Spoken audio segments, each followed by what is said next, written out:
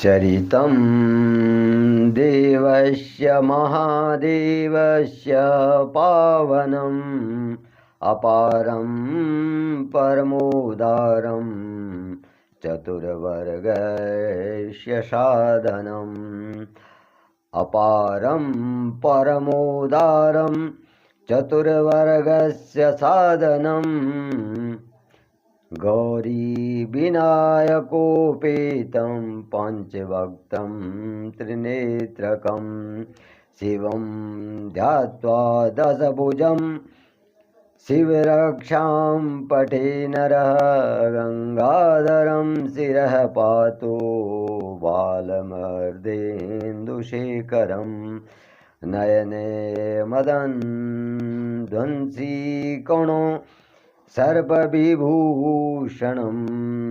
घ्राणं पातु पाराराति मूर्खं पातु जगत्पतिः प्राणं पातु पुरातिर्मूर्खं पातु जगत्पतिः जीवां वागीश्वरः पातु कंधारासिति कंधरः।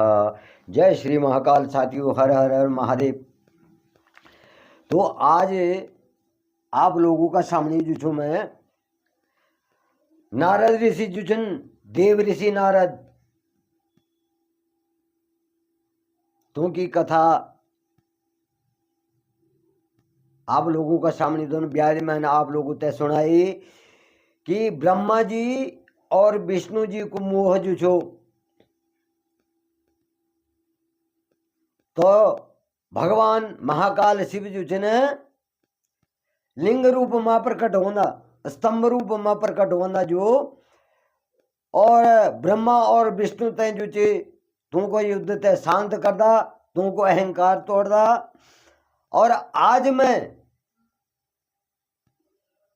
ब्रह्मा नारद जी का काम वासना की कथा आप लोगों का सामने धनु छू। तो ये माँ जो भी त्रुटि बोली क्षमा चाहूँ। और साथियों, मेरे चैनल ने अवश्य ही सब्सक्राइब करया, आप लोगों से मेरी विनती थी। और आप ते कथा कन लग दी ते के बारे में भी कमेंट करना रहा। तो जय श्री महाकाल। तो एक बार बोला सूत जी ऋषियों ते कथा सुनो ना कि एक बार वाले एक समय की बात चे, ब्रह्मा जी का पुत्र जो नारद जी थे न, हिमालय पर्वत की एक गुफा में क्या करना था, तपस्या करना था। ब्रह्मा जी का पुत्र नारद जी हिमालय की एक गुफा में क्या करना, घोर तपस्या छा करना। और तुमकी कैसे करी कि दृढ़ता पूर्वक एक ध्येय से, एक निष्ठा से जुचे समाधि से लगाई। और समाधि लगाते हैं तप छा करना। अब जो तुमको उग्र तप छो, तेजस्वी तप जो छो उग्र, तेको समाचार सुनिते हैं देवताओं का राजा इंद्र, देवराज इंद्र डोरिया कंपन बैठा कि नारद तपस्या में किले बैठी।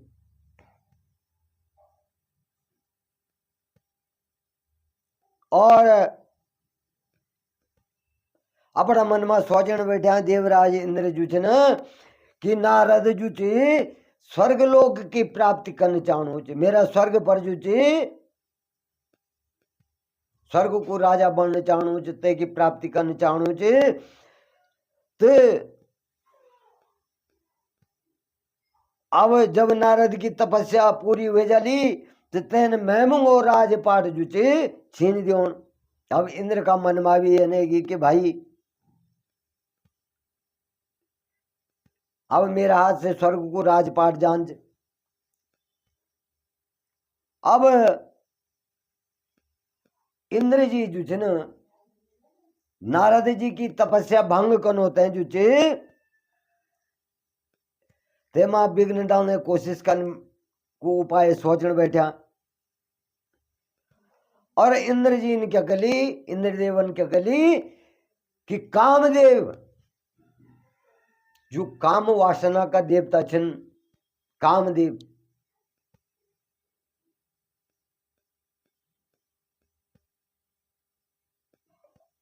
तो तुमको आवाहन कली सी बुले लिया। और जब कामदेव को आवाहन करी, इंद्रन सोचे बड़ा मन मा के और तो कोई नहीं करी सकत, तो कामदेव जो छे मेरा हितैषी छे न, और तुमका द्वारा ही जो छे नारद को तप को क्या बोलो, नारद का तप में जो छे विघ्न बोलो।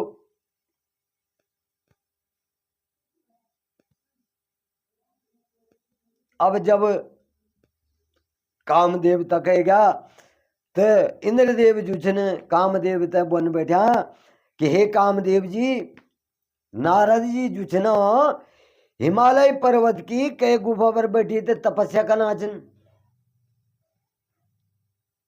हिमालय की कई गुफा पर बैठी थे तपस्या का नाचन, और तुम तो जेते ही नारद जी की जो तपस्या चाहते भंग करा, ते भंग करने को प्रयास करा। अब कामदेव जो छा इंद्र की आज्ञा लीते जो चे, बसंत ते साथ लीते जो चे, बड़ा गर्व से घमंड से नारद जी की तपस्या भंग करने होते हैं। अपना जो बसंत जेता बोधा वे ते लीते जो चे,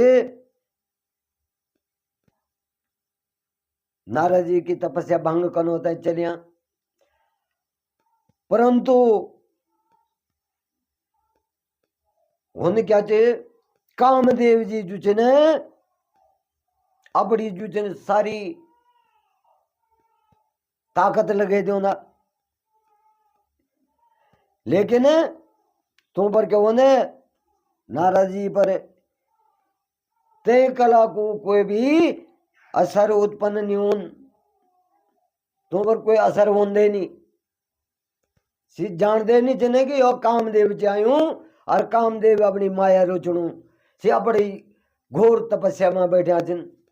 क्योंकि जब तपस्या आदमी कर समाधि जब लोगों, जब हमारा ऋषि मुनि समाधि लोगों ना, तो सी अपनी आत्मा ते या ना वे मां स्थिर कर दियो ना कि तू ते दीन दुनिया को जुचे कोई ज्ञान नहीं होन कि दुनिया में क्या चुकोणु को क्या चुकनु को क्या चुकनु, तू तो दीन दुनिया से कोई मतलब है नहीं रोन, और न तुम पर कोई प्रभाव पड़ किले किसी अपनी आत्मा ते एक यानी जगह स्थिर करता कि जो से तू ते मतलब एक तरफ से वो शून्य हो जाना।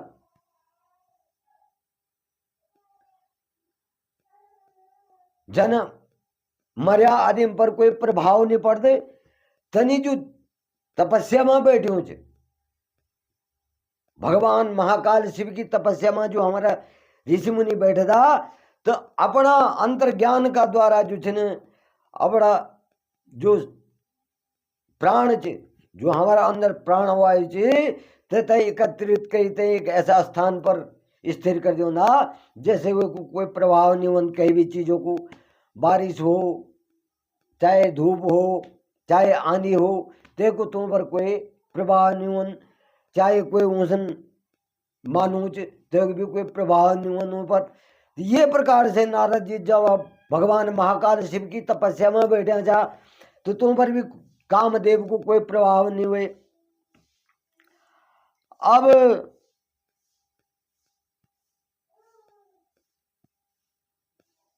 जब बसंत और कामदेव जी जुचने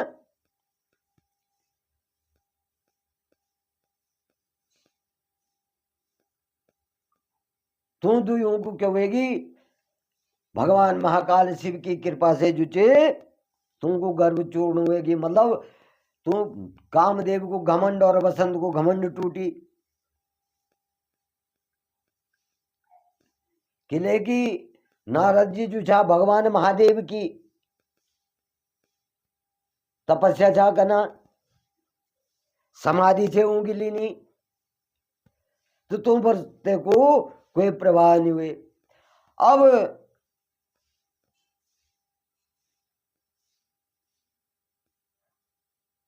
ये प्रकार से जब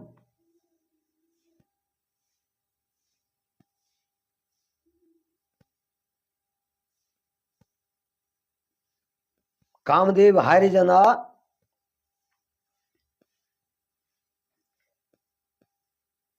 तो इससे पहले भी आप लोगों ने कथा सुनी। पहली मैं हिंदी में एक कथा आप लोगों के सामने दौर छे। तो भगवान शिव की तपस्या में भी विघ्न डाउन होता है। जो क्या हुए जो कामदेवन रहती तय ली तय जो छे भगवान शिव की तपस्या भंग कर चाहते भगवान शिवन जो छो कामदेव भस्म कर छो। तो यही प्रकार से जो छे जब रति रोण बैठ दी और भगवान महाकाल शिव से क्षमा मांग दी और उनका सामने क्षमा याचना करती, तो भगवान शंकर क्या करता, कामदेव तय जीवित कनो को आशीर्वाद दी दो ना। अब जब नारद जी पर कोई काम बाणो असर नहीं हुए तो कामदेव जी लज्जित हुए थे जो वापस चल जाना। तो नारद जी थे क्यों न जब कामदेव हार जाते तो नारद जी तक वे जाते अहंकार हुए जन कि मैंने कामदेव हरे ली।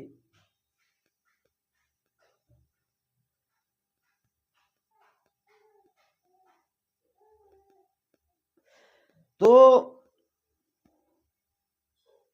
जब कामदेव जी इंद्रदेव का पास जाना तो तू की बहुत प्रशंसा करता नारद जी की कि नारद जी तो ये तपस्वी छे कि तू पर तो कहे भी चीजों असर नहीं हुए।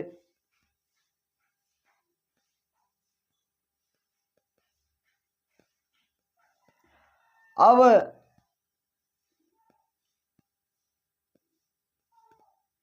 तमो भगवान शंकर की माया छे सब। अब जब ये प्रकार की बात जब नारद जी तक पता लगी कि कामदेव तक जो आयु और कामदेवो मैं पर कोई असर नहीं हुए, तो नारद जी तक अहंकार हुएगी कि मैं जो चे कामदेव हरेली। तो ते के बाद क्या होने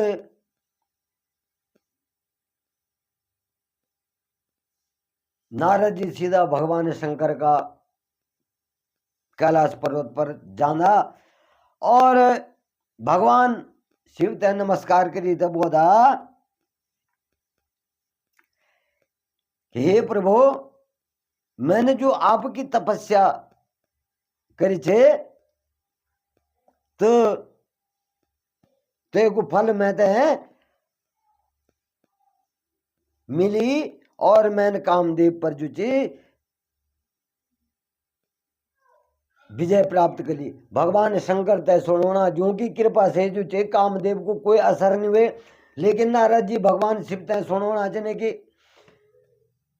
मैं तुम्हारी तपस्या चो करूं और मैंने जो कामदेव हरेली, मैंने हरेली कामदेव।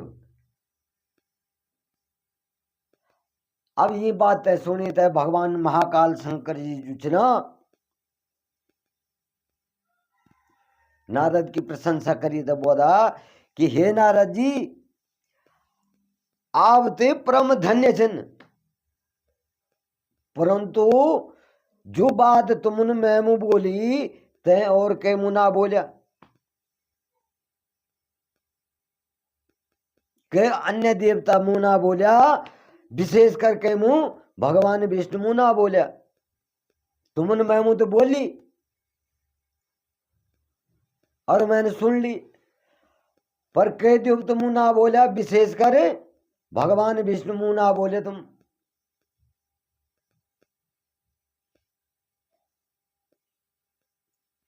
मेरी बात तो याद रहो क्या। और जी बात क्या चे, छिपोण लायक ची। ये बात क्या चे, छिपोण लायक ची, ये बनने लायक नहीं कह मुंह।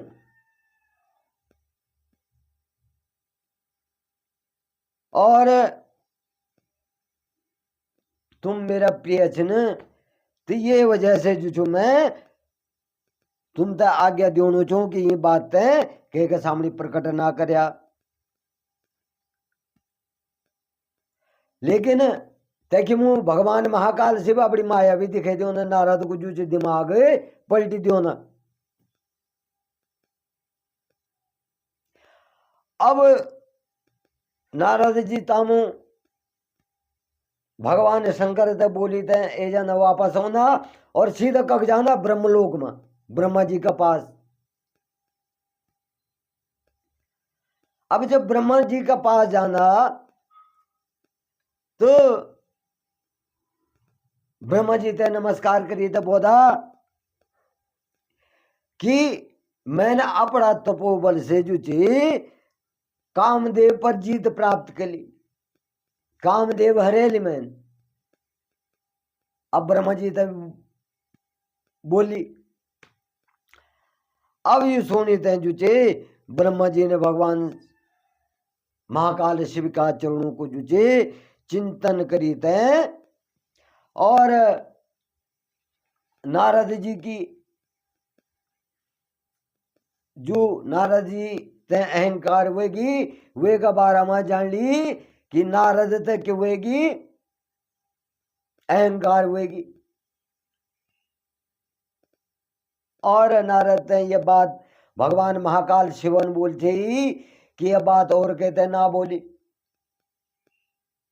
ये तो ना जो बोलूं, लेकिन तक बटन सीधा मैं मुएगी बनोते हैं कि मैंने जो कामदेव हरेली।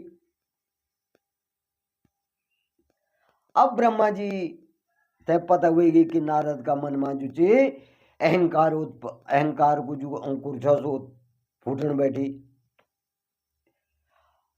और जे का फल स्वरूप जो नारद की बुद्धि जो भ्रष्ट हुएगी, नारद की बुद्धि के होगी नष्ट हुएगी। अब तक बटन जो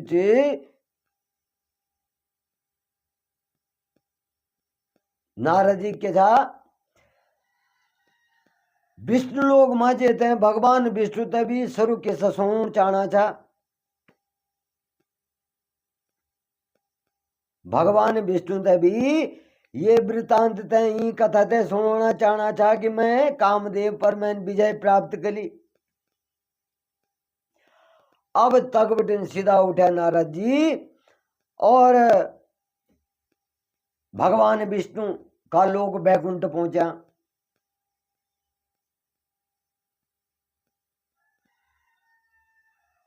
अब जनी नारद जी तो पहुंचा तो देव ऋषि जाओ और भगवान विष्णु नारद जी ते देखी तई अब सिंहासन पर बिटिन जखमू बैठा था तो बिटिन खड़ा हो गया और भगवान शिव को चरणों को स्मरण करी तई। अब नारद तो पूछने बैठा कि हे नारद जी आप एक बैकुंठ लोक में कन के आया, के कारण से आया और कग बिटिन होना। तो सुने थे नारद जी जो अहंकार, नारद जी को अहंकार जो और बढ़ गए और से अपना तप को जो पूर्ण होने का बाद जो कामदेव पर विजय प्राप्त करने की कथा छई समस्त हाल चाल सब विष्णु जी मुँह बतेले। विष्णु जी ते भी सुनेली जबकि भगवान शिवन जो ना जो बोलूं कि और देव तुम जो कुछ भी बोल पर विष्णु मुँह ना बते।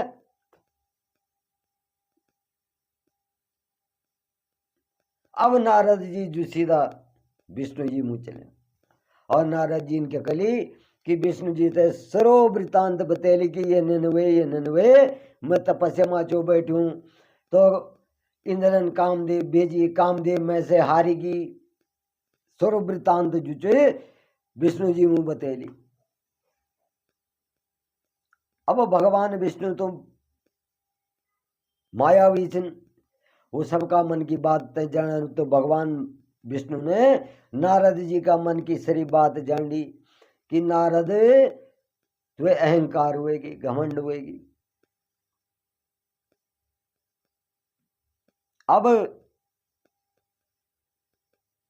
नारद जी ते भगवान विष्णु बना छना कि हे नारद जी आपकी कीर्ति ते निर्मल चे और आपकी बुद्धि धन्य चे।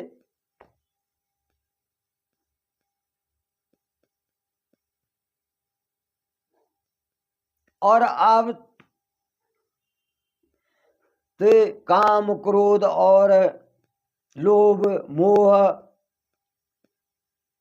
तुम मनुष्य तो सतो ना जो मां बुद्धि नहीं होनी। आप तो ब्रह्मचारी छिन, आप तो ज्ञानी छिन। फिर भला कामदेव तुम्हारे के बिगाड़ी सके छो। तुम मत कोई लोभ मोह छे नहीं, बैरागी छिन, तुम ज्ञानी छिन, ब्रह्मचारी छिन। तो तुम ते जो चे कामदेव कन के हरे सके छो, कामदेव क्या बिगाड़ी सके छो तुम्हारो। अब नारद जी बना छना कि हे भगवान हे नारायण ये सब आपकी ही कृपा को फल छे और आपकी कृपा से कामदेव को जो सामर्थ्य छे जो मेरे कुछ नहीं बिगाड़ी सके। अब क्या छू मैं सदा ही हमेशा जो छू निर्भय छू, मैं अब कोई भय नहीं। अब इतना बोली थे जो चे नारद जी तकबट ने भगवान विष्णु तय प्रणाम करी तय चली जाना। तो आज मैं ये मुँह आपसे विदा ल्योनु, अपनी बाणी तय विराम द्योनु। अगने जो भोला कथा क्या बोली कि नारद जी भगवान विष्णु से भगवान विष्णु को रूप मांगदा के कारण स्वयंवर मां जान का वास्ता ब्यो कनो ते जान नारद जी। तो भगवान विष्णु मुझ जाना रे भगवान विष्णु ते बोधा कि हे नारायण मैं तो अपनु रूप दिया।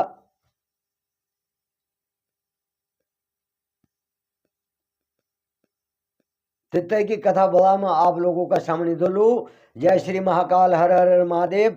आप सभी पर भगवान महाकाल शिव की कृपा बनी रहे और आपका परिवार में सुख सौभाग्य आनंद सुख चैन हमेशा रहे। जय श्री महाकाल।